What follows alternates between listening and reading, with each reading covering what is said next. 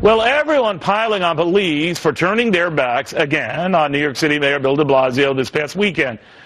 But why isn't anyone talking about these guys? Anti-police protesters disrupting a town hall in Portland, Oregon that was meant to honor a World War II veteran.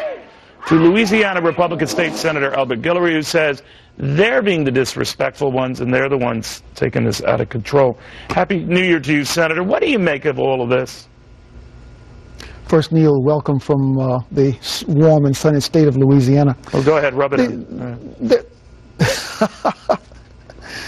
It's unfortunate that these demonstrations are going in the way that they're going. If the goal is social change, if the goal is to make more friends and to convince them to assist in a movement, the in-your-face disruptions, the violence, the riots will not do that. They will lose more friends than they make.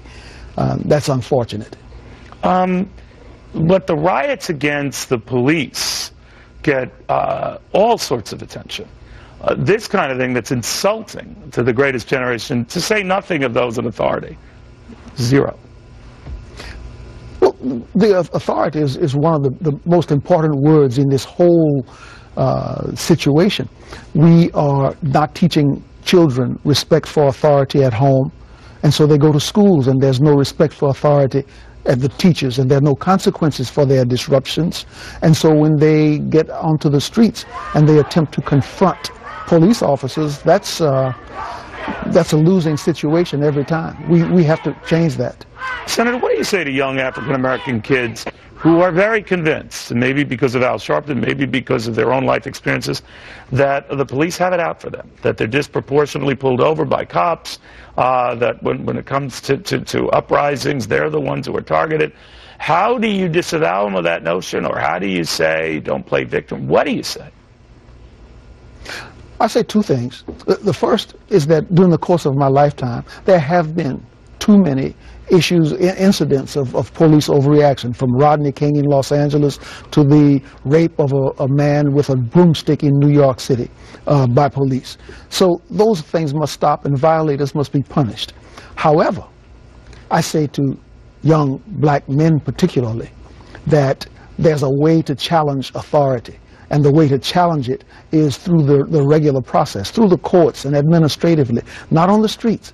If you challenge a police officer on the street, if you resist arrest, the chances are that things will end very badly for you, and the possibility of your parents attending your funeral is considerable.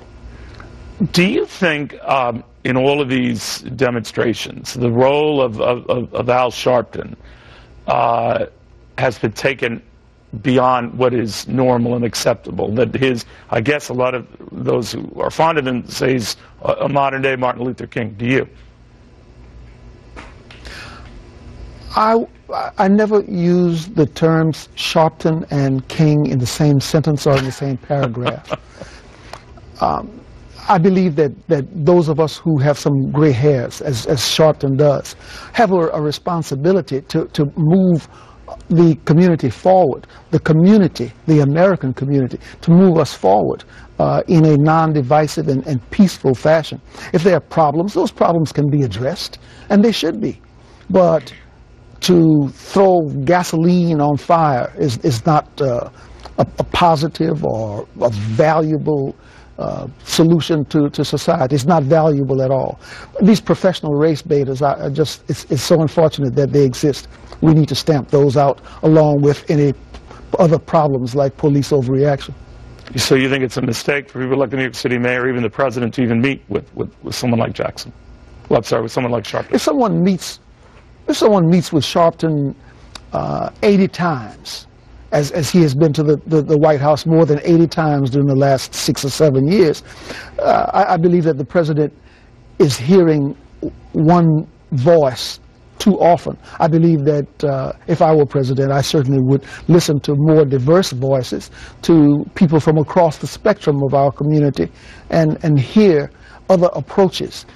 This approach that is being used does not suit America. It does not suit the black community. It does not suit the police officers who are, most of whom are working very hard to do a good job under very difficult circumstances. Senator, has he ever met with you? No, I have not received. I have not received an invitation to attend the White House.